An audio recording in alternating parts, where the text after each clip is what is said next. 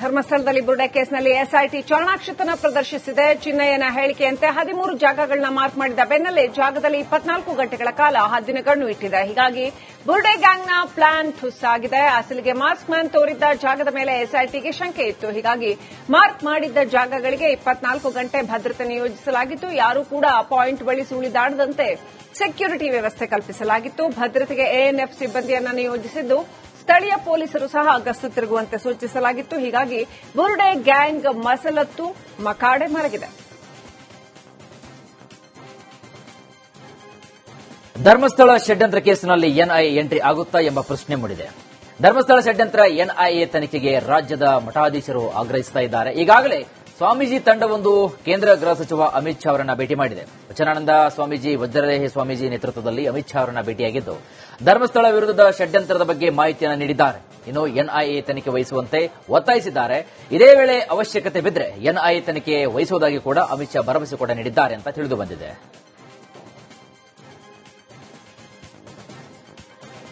YouTuber Sameer ಮನೆಗೆ ಬೆಳ್ತಂಗಡಿ ಪೊಲೀಸರು entry ಕೊಟ್ಟಿದ್ದಾರೆ. ಬೆಂಗಳೂರಿನ ಬನ್ನೇರುಘಟ್ಟ ಸಮೀಪದ ಸಮೀರ್ ಮನೆಗೆ ಭೇಟಿ ನೀಡಿದ ಪೊಲೀಸರು ಪರಿಶೀಲನೆ ನಡೆಸಿದ್ದಾರೆ.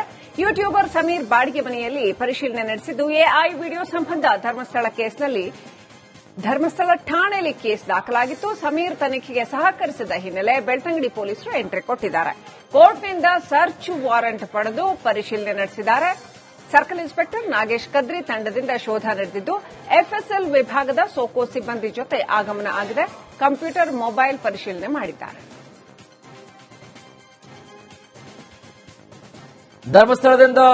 ಧರ್ಮಸ್ಥಳ ವಿರುದ್ಧ ಅಪಪ್ರಚಾರ ಮಾಡಿದವರಿಗೆ ಎಸ್ಐಟಿ ಡ್ರಿಲ್ ಅನ್ನು ನಡೆಸಿದೆ.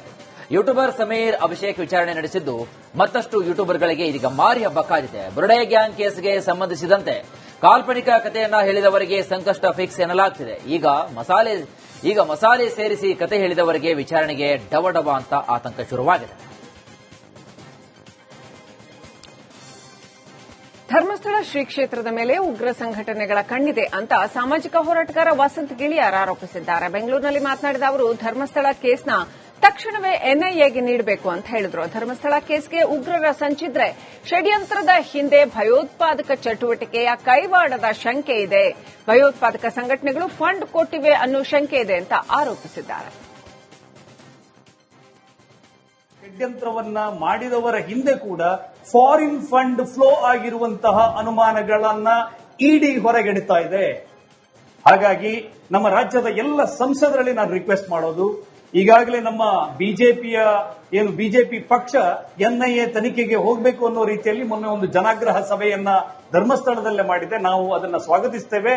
ಈಗ ಈ ಆಧಾರದ ಅಡಿಯಲ್ಲಿ ಈಗ ನಡೀತಾ ಇರುವಂತಹ ಷಡ್ಯಂತ್ರಗಳ ಹಿನ್ನೆಲೆಯಲ್ಲಿ ಭಯೋತ್ಪಾದಕ ಚಟುವಟಿಕೆಗಳು, ಭಯೋತ್ಪಾದಕ ಸಂಘಟನೆಗಳು ಇದರಲ್ಲಿ ಫಂಡ್ ಅನ್ನ ತೊಡಗಿಸಿದ್ದಾವೆ. ಈಗ ಧರ್ಮಸ್ಥಳದ ಮೇಲೆ ಷಡ್ಯಂತ್ರ. ಬೆಂಗಳೂರಿನ ಅರಮನೆ ಮೈದಾನದಲ್ಲಿ ಅಂತಾರಾಷ್ಟ್ರೀಯ ಈದ್ ಮಿಲಾದ್ ಉನ್ ನಬಿ ಸಮಾವೇಶಕ್ಕೆ ವೇದಿಕೆ ಸಜ್ಜುಗೊಂಡಿದೆ. ಈ ಸಮಾವೇಶದಲ್ಲಿ ವಿದೇಶಿ ಧರ್ಮ ಪ್ರಚಾರಕರು ಭಾಗಿಯಾಗಲಿದ್ದಾರೆ. ನಾಳೆ ನಡೆಯುವಂತಹ ಕಾರ್ಯಕ್ರಮದಲ್ಲಿ Saudi Arabia Shaikh Abdullah career, ಸೌದಿಯ Madina Sharif Syed ಅಬ್ ಖಾನ್ ಭಾಗಿಯಾಗಲಿದ್ದಾರೆ.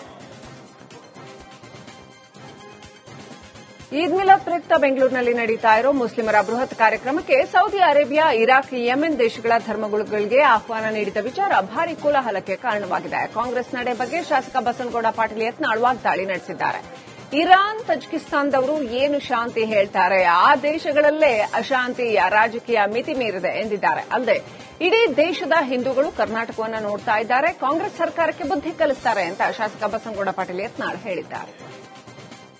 ಧರ್ಮ ಪ್ರಸಾರ ಮಾಡೋದಾಗಲಿ, ಶಾಂತಿಯ ಸಭೆ, ಇರಾನದವ್ರು ಏನು ನಮ್ಗೆ ಶಾಂತಿ ಹೇಳ್ತಾರೆ, ತುರ್ಕಿಸ್ತಾನದವ್ರು ಏನು ನಮ್ಗೆ ಶಾಂತಿ ಹೇಳ್ತಾರೆ, ಆ ದೇಶದಲ್ಲೇ ಶಾಂತಿ ಇಲ್ಲ. ಆ ದೇಶದಲ್ಲಿರುವಂತ ಅಲ್ಲಿರುವಂತ ಸಿಯಾ ಸುನ್ನಿಗಳಲ್ಲೇ ಸಾಕಷ್ಟು ಇವತ್ತು ಹಿಂಸೆಗಳು ನಡೀತವೆ.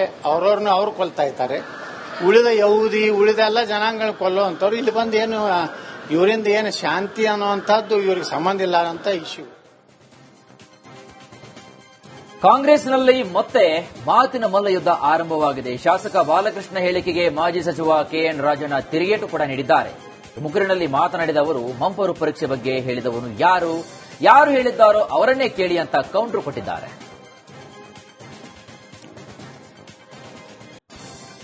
ದಸರಾ ಉದ್ಘಾಟನೆಗೆ ಬಾನು ಮುಷ್ತಾಕ್ ಆಯ್ಕೆ ಬಗ್ಗೆ ಬಿವೈ ವಿಜೇಂದ್ರ ಕಿಡಿಕಾರಿದ್ದಾರೆ. ಶಿವಮೊಗ್ಗದಲ್ಲಿ ಮಾತನಾಡಿದ ಅವರು, ದೀಪಾ ಬಸ್ತಿಗೂ ಬೂಕರ್ ಪ್ರಶಸ್ತಿ ಬಂದಿದೆ, ಆದರೆ ದಸರಾ ಉದ್ಘಾಟನೆಗೆ ಅವರಿಗೆ ಯಾಕೆ ಕರೆದಿಲ್ಲ? ಇದಕ್ಕೆಲ್ಲ ಸಿಎಂ ಸಿದ್ದರಾಮಯ್ಯ ಉತ್ತರ ನೀಡಬೇಕು ಅಂತ ಪ್ರಶ್ನೆ ಮಾಡಿದ್ದಾರೆ.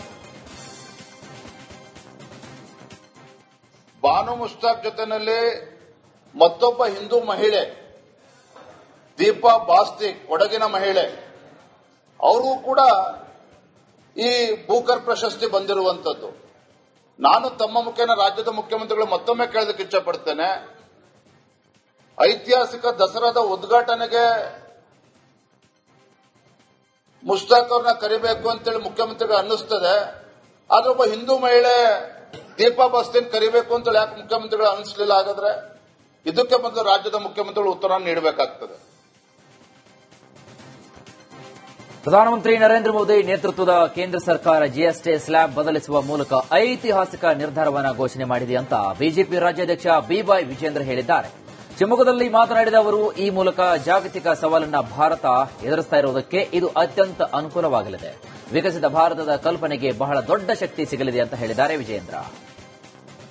ದೇಶದ ಅಭಿವೃದ್ಧಿಗೂ ಕೂಡ ಅದು ಪೂರಕ ಆಗ್ತದೆ ಅನ್ನೋ ಮಾತನ್ನ ನಾನು ಈ ಸಂದರ್ಭದಲ್ಲಿ ಹೇಳೋದಕ್ಕೆ ಇಚ್ಛಪಡ್ತೇನೆ. ಆದರೆ ಒಂದಂತೂ ಸತ್ಯ, ನಿನ್ನೆ ನಮ್ಮ ಕೇಂದ್ರ ಸರ್ಕಾರ, ನಮ್ಮ ನರೇಂದ್ರ ಮೋದಿಜಿಯವರ ನೇತೃತ್ವದ ಸರ್ಕಾರ ತೆಗೆದುಕೊಂಡಿರ್ತಕ್ಕಂಥ ಈ ಐತಿಹಾಸಿಕ ನಿರ್ಧಾರ ದೇಶದ ಜನ ಇವತ್ತು ಸ್ವಾಗತ ಮಾಡ್ತಾ ಇದ್ದಾರೆ. ಇಡೀ ಜಗತ್ತು ಭಾರತದ ಕಡೆಗೆ ಇವತ್ತು ಅಚ್ಚರಿಯಿಂದ ನೋಡ್ತಕ್ಕಂಥ ಒಂದು ಸಂದರ್ಭವೂ ಕೂಡ ಇವತ್ತು ಸೃಷ್ಟಿ ಆಗಿದೆ. ಜಿಎಸ್ಟಿ ಕೌನ್ಸಿಲ್ ದೇಶದ ಜನರಿಗೆ ಗುಡ್ ನ್ಯೂಸ್ ನೀಡಿದೆ. ಇಷ್ಟು ದಿನ ಜನಸಾಮಾನ್ಯರಿಗೆ ಜಿಎಸ್ಟಿ ಹೊರೆಯಾಗಿತ್ತು. ಈಗ 2 ಸ್ಲ್ಯಾಬ್ನಲ್ಲಿ ಜಿಎಸ್ಟಿ ಮಾಡಿರೋದು ಭಾರಿ ಅನುಕೂಲಕರವಾಗಿದೆ. ಈ ಬಗ್ಗೆ ಸಿಲಿಕಾನ್ ಸಿಟಿ ಜನರು ಸಂತೋಷವನ್ನು ವ್ಯಕ್ತಪಡಿಸಿದ್ದಾರೆ. ಆಗ್ಲೇ ದೀಪಾವಳಿಗೆ ಸರಿ ಡಬಲ್ ಧಮಾಕ ಕೊಡ್ತೀನಿ ಅಂತ, ಬಹುಶಃ ಅದರ ಒಂದು ಭಾಗ ಅಂತ ಅನ್ಸುತ್ತೆ. ಬಹಳ ಚೆನ್ನಾಗಿ ನೆನ್ನೆ ಒಂದು ಕ್ಯಾಪ್ಷನ್ ಇತ್ತು, ಗೆಟ್ ಸೆಟ್ ಟ್ರಾನ್ಸ್ಫಾರ್ಮ್ ಅಂತ. ಜಿಎಸ್ಟಿ ಅಂತ ಅಂದ್ರೆ ಗೆಟ್ ಸೆಟ್ ಟ್ರಾನ್ಸ್ಫಾರ್ಮ್ ಅಂತ, ದೇಶದ ಆರ್ಥಿಕತೆಯನ್ನ ಬದಲಾವಣೆಗೆ ದಿಕ್ಕಿನಲ್ಲಿ ತೆಗೆದುಕೊಂಡು ಹೋಗೋದಕ್ಕೋಸ್ಕರ.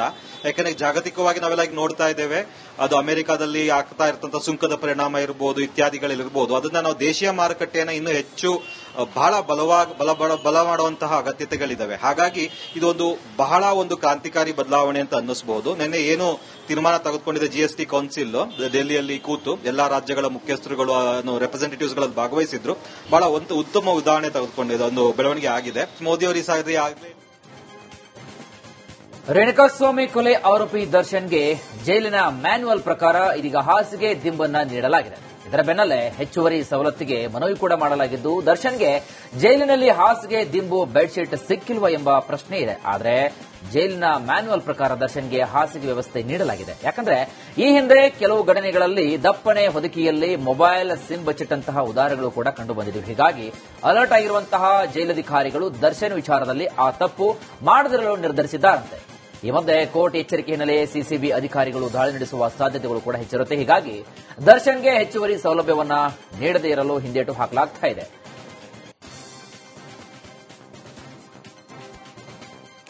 ಬೆಂಗಳೂರಿನಲ್ಲಿ 50% ಟ್ರಾಫಿಕ್ ಫೈನ್ ಡಿಸ್ಕೌಂಟ್ಗೆ ಭರ್ಜರಿ ರೆಸ್ಪಾನ್ಸ್ ಸಿಗ್ತಾ ಇದೆ. ಕೇವಲ 12 ದಿನಗಳಲ್ಲಿ ಬರೋಬ್ಬರಿ 35 ಕೋಟಿ 73 ಲಕ್ಷ ಬಾಕಿ ದಂಡ ಪಾವತಿಯಾಗಿದೆ. ಇದರಲ್ಲಿ ಬರೋಬ್ಬರಿ 12,70,950 ರೂಪಾಯಿ ಬಾಕಿ ಕೇಸ್ಗಳಿಗೆ ದಂಡ ಪಾವತಿಯಾಗಿದೆ.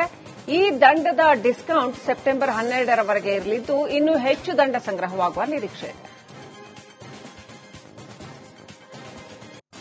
ಬೆಂಗಳೂರು ಮೆಟ್ರೋ 3ರಿಂದ 4 ಹಂತದ ಯೋಜನೆಗೆ ಈ ಬಗ್ಗೆ ಸಚಿವ ಸಂಪುಟ ಸಭೆಯಲ್ಲಿ ಚರ್ಚೆ ಕೂಡ ನಡೆಯುವ ಸಾಧ್ಯತೆ ಹೆಚ್ಚಾಗಿದೆ. ಇಂದಿನ ಸಚಿವ ಸಂಪುಟ ಸಭೆಯಲ್ಲಿ 3ನೇ ಹಂತದಲ್ಲಿ ಜೆಪಿ ನಗರ, 4ನೇ ಹಂತದಲ್ಲಿ ಹೆಬ್ಬಾಳದವರೆಗೆ ಮೆಟ್ರೋ ಯೋಜನೆ ರೂಪಿಸಲಾಗಿದೆ. ಹೊಸಹಳ್ಳಿಯಿಂದ ಮಾಗಡಿ ರಸ್ತೆಯ ಕಡಬಗೆರೆವರೆಗೆ 2 ಕಾರಿಡಾರ್ ಅನ್ನು ನಿರ್ಮಾಣ ಮಾಡಲಾಗ್ತಾ ಇದೆ.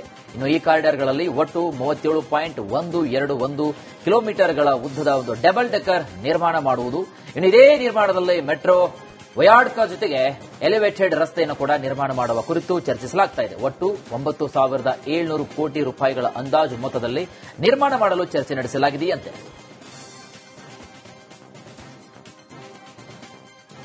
2024ರ ತೋಟಗಾರಿಕಾ ಇಲಾಖೆಯ ಆದೇಶ ಮತ್ತೆ ಮುನ್ನೆಲೆಗೆ ಬಂದಿದ್ದು, ಬೆಂಗಳೂರಿನ ಕೆಆರ್ ಮಾರುಕಟ್ಟೆ ಹೂವಿನ ವ್ಯಾಪಾರಿಗಳಿಗೆ ಆತಂಕ ಶುರುವಾಗಿದೆ.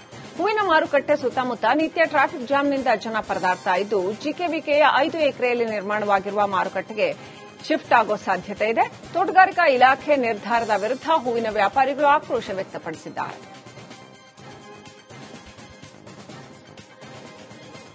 ಭಾವನ ಸವದತ್ತಿ ಹಾಗೂ ಚಿಂಚಲಿ ಗ್ರಾಮದ ಜಾಕ್ವೆಲ್ನಿಂದ ಕೆರೆ ತುಂಬುವ ಯೋಜನೆ ಸಂಬಂಧ ರೈತರು ರಸ್ತೆಗೆ ಇಳಿದಿದ್ದಾರೆ.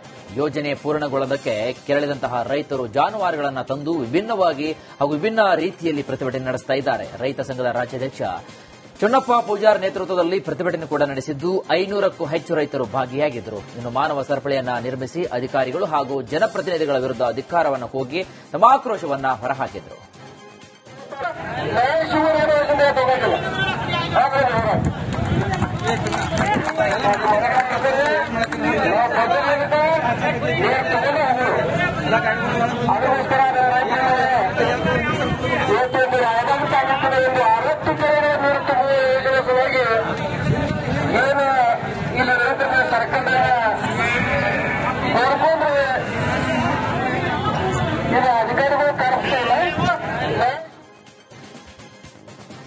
ಸರಿಯಾದ ಸಮಯಕ್ಕೆ ಬಸ್ ಬಿಡುವಂತೆ ಆಗ್ರಹಿಸಿ ವಿದ್ಯಾರ್ಥಿಗಳು ಪ್ರತಿಭಟನೆ ನಡೆಸಿದರು. ಹಾವೇರಿ ತಾಲೂಕಿನ ಮರಡೂರು ಗ್ರಾಮದಲ್ಲಿ ಶಾಲಾ ಕಾಲೇಜು ವಿದ್ಯಾರ್ಥಿಗಳು ಬೀದಿಗಿಳಿದಿದ್ರು. 3 ಬಸ್ ನಿಲ್ಲಿಸುವ ಮೂಲಕ ಆಕ್ರೋಶ ವ್ಯಕ್ತಪಡಿಸಿದರು. 9 ಗಂಟೆಗೆ ಬರೋ ಬಸ್ 10ವರೆಗೆ ಬಂದಿದೆ. ಕಾಲೇಜಿಗೆ ಸರಿಯಾದ ಸಮಯಕ್ಕೆ ಹೋಗೋದಕ್ಕೆ ಹೇಗೆ ಸಾಧ್ಯ ಅಂತ ವಿದ್ಯಾರ್ಥಿಗಳು ಕಿಡಿಕಾರಿದ್ದಾರೆ. ಸರಿಯಾದ ಬಸ್ಸಿನ ಸೌಕರ್ಯಗಳಿಲ್ಲ. ಇದಕ್ಕೆ ಸಂಬಂಧಪಟ್ಟ ಅಧಿಕಾರಿಗಳು ಇಲ್ಲಿ ಬರಬೇಕು. ಬರೋವರೆಗೂ ನಾವು ಸ್ಟ್ರೈಕ್ ಮಾಡ್ರಿ.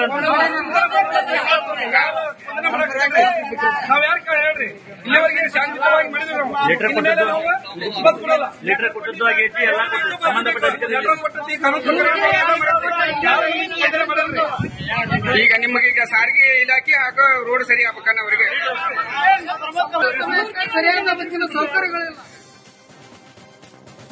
ಚನ್ನರಾಯಪಟ್ಟಣ ಭೂ ಸ್ವಾಧೀನ ವಿರುದ್ಧದ ಹೋರಾಟ ಮತ್ತೆ ಮುನ್ನೆಲೆಗೆ ಬಂದಿದೆ. ಸರ್ಕಾರದ ಆದೇಶ ಇದ್ರೂ ಕೂಡ ಅದನ್ನು ಅಧಿಕರಿಸಿ 2 ಗ್ರಾಮಗಳ 439 ಎಕರೆ ಭೂಮಿ ಸ್ವಾಧೀನಕ್ಕೆ ಕೆಐಎಡಿಬಿ ನೋಟಿಸ್ ನೀಡಿದೆ. ರೈತರ ಅನುಮತಿ ಪಡೆಯದೆ ನೋಟಿಸ್ ನೀಡಿದಂತಹ ಕಾರಣ ಮತ್ತೆ ರೈತರು ಇದೀಗ ಆಕ್ರೋಶವನ್ನು ವ್ಯಕ್ತಪಡಿಸುತ್ತಾ ಇದ್ದಾರೆ. ಸೆಪ್ಟೆಂಬರ್ 6ರಂದು ಭೂಮಿಗೆ ದರ ನಿಗದಿಪಡಿಸುವ ಸಭೆಗೆ ವಿರೋಧ ಕೂಡ ವ್ಯಕ್ತಪಡಿಸಿದ್ದಾರೆ. ಇನ್ನು ಬೆಂಗಳೂರು ಗ್ರಾಮಾಂತರ ಜಿಲ್ಲೆ ದೇವನಹಳ್ಳಿ ತಾಲೂಕು ಕಚೇರಿ ಎದುರು ನಮಗೆ ನ್ಯಾಯ ಕೊಡಿ ಅಂತ ರೈತರು ಪ್ರತಿಭಟಿಸಿದ್ದಾರೆ. ಕೆಇಡಿಬಿ ಕೊಡುತ್ತಿರುವ ಕೆಇಡಿಬಿಗೆ ಹೇಳಿ ಧಿಕ್ಕಾರ. ರದ್ದುಪಡಿಸಿರುವ ಭೂ ಸ್ವಾತಂತ್ರ್ಯದ ಮೇಲೆ ನೋಟಿಸ್ ಕೊಡುತ್ತಿರುವ ಕೆಇಡಿಬಿಗೆ ಹೇಳಿ ಧಿಕ್ಕಾರ. ಸೆಪ್ಟೆಂಬರ್ 6ರ ಕೆಇಡಿಬಿ ಸಭೆ ರದ್ದು ಆಗಲೇಬೇಕು.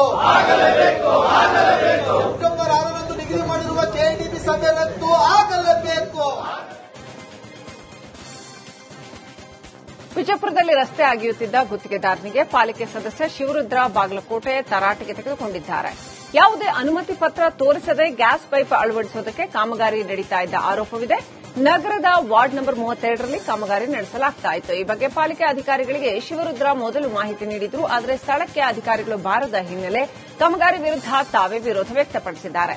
ಈ ಕಾಮಗಾರಿಗೆ ಅನುಮತಿ ಪತ್ರ ತೋರಿಸುವಂತೆ ಪ್ರಶ್ನಿಸಿದ್ದಾರೆ. ಇದರಿಂದ ಕೊನೆಗೆ ಕಾಮಗಾರಿಗೆ ಬ್ರೇಕ್ ಬಿದ್ದಿದೆ. परमिशन कहाँ है? तुम्हें तो परमिशन वाले दिए, डीसी साहब दिए, वो परमिशन देखो, काम करो. काम करने के लिए हमारा कुछ करना नहीं है.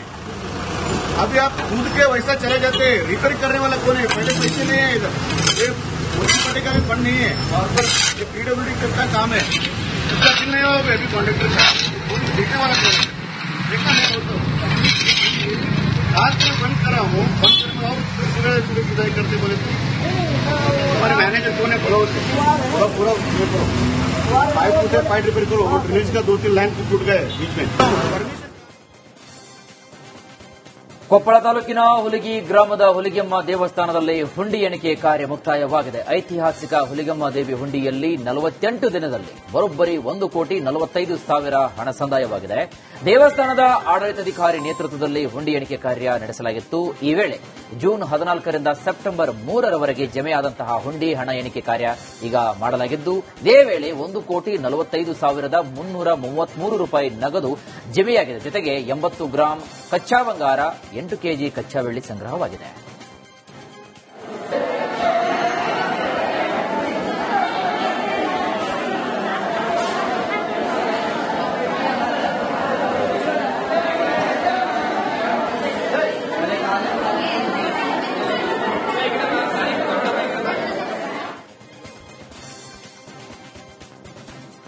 ಜಿಲ್ಲೆಯಾದ್ಯಂತ ಧಾರಾಕಾರ ಮಳೆ ಸುರಿದು ಅಪಾರ ಪ್ರಮಾಣದ ಬೆಳೆ ಹಾನಿಯಾಗಿದೆ.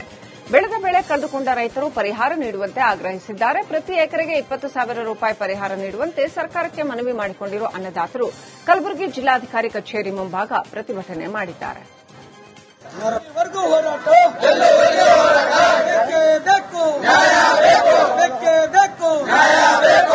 ಪ್ರತಿ ಎಕರೆಗೆ 20,000 ರೂಪಾಯಿ ಪರಿಹಾರವನ್ನು ರೈತರಿಗೆ ನೀಡಲೇಬೇಕು. ಅತಿವೃಷ್ಟಿಯಿಂದ ಹಾನಿಯಾಗಿರುವ ಬೆಳೆಗೆ ಪರಿಹಾರ ನೀಡಲೇಬೇಕು.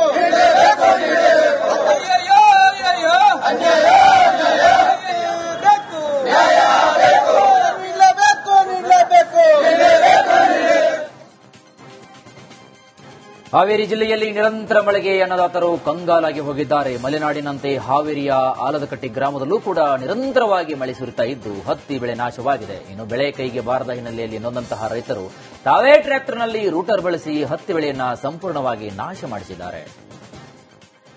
ಈಗ ನೋಡ್ತಿದ್ದೀರಿ, ನೀವು ನೋಡಿದ್ರಿ, ಇಲ್ಲಿವರೆಗೆ ಈ ತರ ಮಳೆ 2ನೇ ತಿಂಗಳದಿಂದಾನು ಮಳೆ ಸ್ಟಾರ್ಟ್ ಆಯ್ತು. ನಮ್ಗೆ ಒಟ್ಟ ಬಿಡುವಿಲ್ಲ. 3 ತಿಂಗಳಾಯ್ತು. ಎತ್ತ ಹೊಡ್ಕೊಂಬರೋದು, ಗಳೆ ಹೊಡೆಯೋದು, ಹೋಗೋದು ಸುಮ್ನ. ಆಮೇಲೆ ಕಳೆನಾಶಕ ಹೊಡ್ರಿ, ಅದನ್ನ ಸಿಂಪರಣೆ ಮಾಡ್ರಿ ಅಂತ ಆರೈಕೆದಾರರು ಹೇಳಿದ್ರು. ನಮ್ ಭೂಮಿ ಹಾಳಾಕವಂತ ನಾವು ಅದನ್ನ ಸಿಂಪರಣೆ ಮಾಡ್ಲಿಲ್ಲ. ಈಗ ಹಸಿರಿಲೆ ಗೊಬ್ಬರ ಹಾಕೈತಿ, ಆದ್ರೂ ಆಗೋಲ್ದಕ್ಕ ಏನೋ ಲುಕ್ಷಣಿ ಆಗೋಲ್ದಕ್ಕ ಆಗಿಬಿಟ್ಟೈತಿ.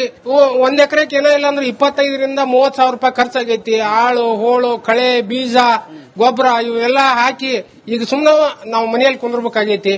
ಹಿಂಗಾಗಿ ಇದೇನು ಪರಿಹಾರ ಯಾರು ನೋಡೋರಿಲ್ಲ ಇದನ್ನ.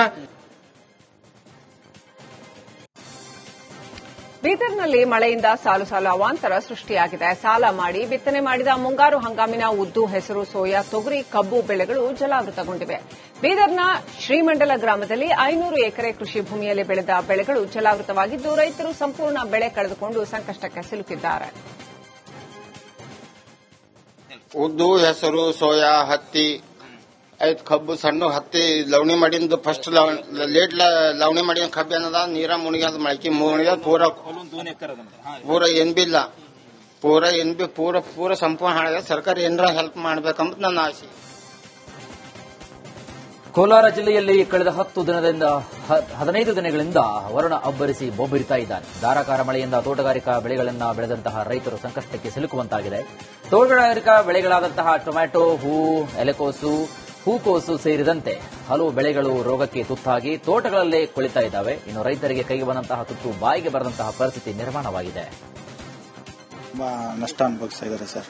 ಯಾಕಂದ್ರೆ ಮಳೆ ಬರ್ತಾ ಇದೆ, ಕೀಟ ರೋಗ ಬಾಧೆ ಜಾಸ್ತಿ ಇದೆ. ಏನು ಬೆಳೆ ಮಾಡಿದ್ರೂ ಕೈಗಿಟ್ತಾ ಇಲ್ಲ. ಎಲ್ಲ ಸರ್ಕಾರ ಇದರಿಂದ ಏನಾದರೂ ಸ್ವಲ್ಪ ಸಹಾಯ ಮಾಡಿದ್ರೆ ರೈತರಿಗೆ ಒಳ್ಳೆಯದು. ಈಗ ಏನು ಟೊಮೆಟೊ ಆಗಲಿ, ಇಲ್ಲ ಹೂಕೋಸಾಗಲಿ, ಇಲ್ಲಾಂದ್ರೆ ಬೆಂಡೆಗೆ ಯಾವುದೇ ಆಗಲಿ ಮಳೆ ಬಂದು ಎಲ್ಲ ತುಂಬ ಲಾಸ್ ಆಗ್ತಾ ಇದೆ ಸರ್. ಇದರಿಂದ ಸರ್ಕಾರ ಎಚ್ಚೆತ್ತುಕೊಂಡು ಇದಕ್ಕಿಂತ ಪರಿಹಾರ ಕೊಟ್ಟರೆ.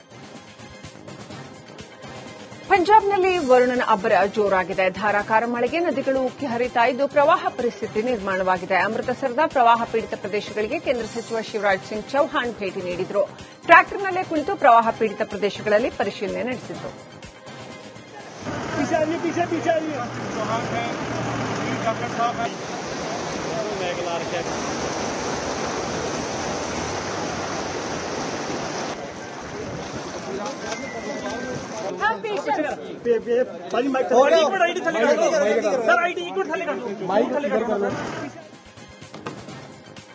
ಹಿಮಾಚಲ ಪ್ರದೇಶದಲ್ಲಿ ಮಳೆ ನಿರಂತರವಾಗಿದೆ. ಕುಲ್ಲು ಪ್ರದೇಶದಲ್ಲಿ ಮಳೆಗೆ ಭೂಮಿ ಕುಸಿದಿದ್ದು ಇದೀಗ ಮನೆಗಳ ಮೇಲೆ ಮಣ್ಣು ಕುಸಿದಿದೆ. ಇದರಿಂದ ಮನೆಯವರು ಆತಂಕಕ್ಕೆ ಈಡಾಗಿದ್ದಾರೆ. ಇನ್ನು ಸ್ಥಳಕ್ಕೆ ಭೇಟಿ ನೀಡಿದಂತಹ ಸಿಬ್ಬಂದಿ ತೆರವು ಕಾರ್ಯಾಚರಣೆ ಕೂಡ ನಡೆಸ್ತಾ ಇದ್ದಾರೆ.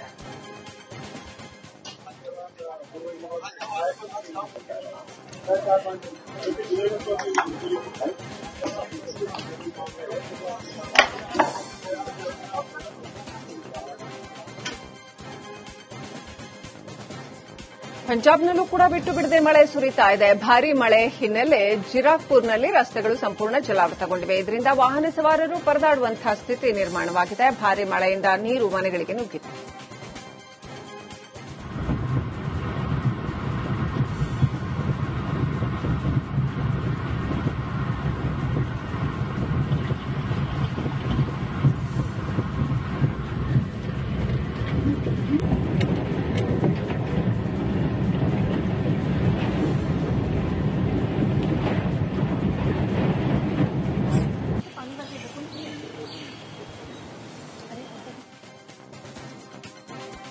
ಮಧ್ಯಪ್ರದೇಶದಲ್ಲಿಯೂ ಕೂಡ ಮಳೆ ಅಬ್ಬರ ಜೋರಾಗಿದೆ. ಉಜ್ಜಯಿನಿಯಲ್ಲಿ ಬಿಟ್ಟು ಬಿಡದೆ ಭಾರಿ ಮಳೆಯಾಗ್ತಾ ಇದೆ. ಮಳೆಯ ಆರ್ಭಟಕ್ಕೆ ನೂರಾರು ಮನೆಗಳಿಗೆ ನೀರು ನುಗ್ಗಿದ್ದು ರಸ್ತೆಗಳು, ಅಂಗಡಿಗಳು ಜಲಾವೃತವಾಗಿವೆ. ಇದರಿಂದ ಜನ ಪರದಾಡುವಂತಾದರೆ ವಾಹನ ಸವಾರರಂತೂ ರಸ್ತೆಗಳು ಕಾಣದೆ ಹೈರಾಣಾಗಿದ್ದಾರೆ.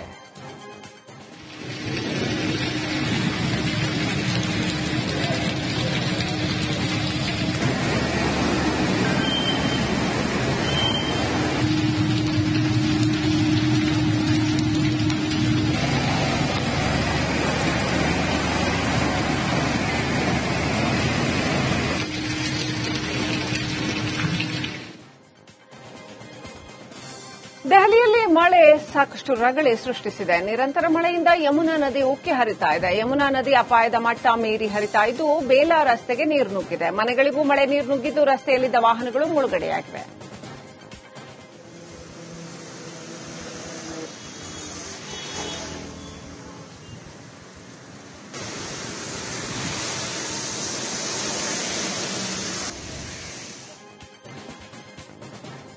ದೆಹಲಿಯಲ್ಲಿ ವರ್ಣ ಅಬ್ಬರಿಸಿ ಬೊಬ್ಬಿರಿತಾ ಇದ್ದಾನೆ. ಧಾರಾಕಾರ ಮಳೆಗೆ ತಗ್ಗು ಪ್ರದೇಶಗಳಿಗೆ ನೀರು ನುಗ್ಗುತ್ತಾ ಇದೆ. ಮಳೆಯಿಂದ ರಸ್ತೆಗಳು ಕೆರೆಯಂತೆಯಾಗಿವೆ. ಇದರಿಂದ ವಾಹನ ಸವಾರರು ಪರದಾಡ್ತಾ ಇದ್ದು ಡ್ರೋನ್ ಕ್ಯಾಮೆರಾದಲ್ಲಿ ಪ್ರವಾಹ ಪರಿಸ್ಥಿತಿಯಂತಹ ದೃಶ್ಯ ಸೆರೆಯಾಗಿದೆ.